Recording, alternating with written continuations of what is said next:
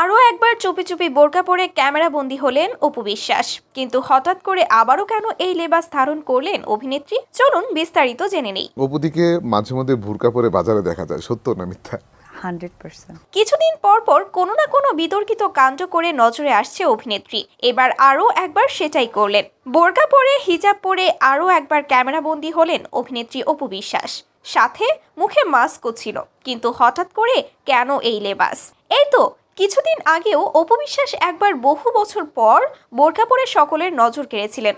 আর সে সময় তার সেই লুক প্রচণ্ড ভাইরাল হয়েছিল এবং সম্প্রতি আবারও দুবাইয়ে তাকে এই লেবাসে দেখা গিয়েছে। মূলত দুবাইয়ের একটা ঘড়ির দোকানে গিয়ে ঘড়ি কিনছিলেন অপু বিশ্বাস, আর সেখানে যাওয়ার জন্যই এই গেটআপে হাজির হয়েছিল সে। আপনারা একটু লক্ষ্য করলেই বুঝতে পারবেন অভিনেত্রী শবনম বুবলি কিন্তু প্রায় সময়ই হাতে ঘড়ি ব্যবহার করে এবং বুবলি ভক্তরা অপু বিশ্বাসের এই ভিডিও দেখে বলছে বুবলির দেখা দেখি নাকি অপু বিশ্বাস এবার ঘড়ি ব্যবহার করতে শুরু করেছে।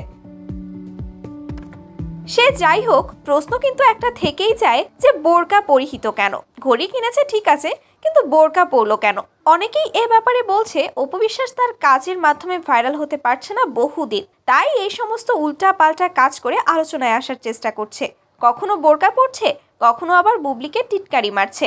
অর্থাৎ তার মূল উদ্দেশ্য ভাইরাল হওয়া, এছাড়া আর কিছু না। হিন্দু মহিলা হয়ে মুসলিম ধর্ম নিয়ে এসব নাটক করে, সহ্য হয় না। হ্যাঁ ভিউয়ার্স, ঠিক এইরকম ভাবেই অপু বিশ্বাসকে নিয়ে ব্যঙ্গাত্মক মন্তব্যে মেতেছে নেটিজেনরা। তো ভিউয়ার্স, এই বিষয়টি নিয়ে আপনাদের কি মন্তব্য সেটা অবশ্যই কমেন্ট করে জানাতে ভুলবেন না কিন্তু।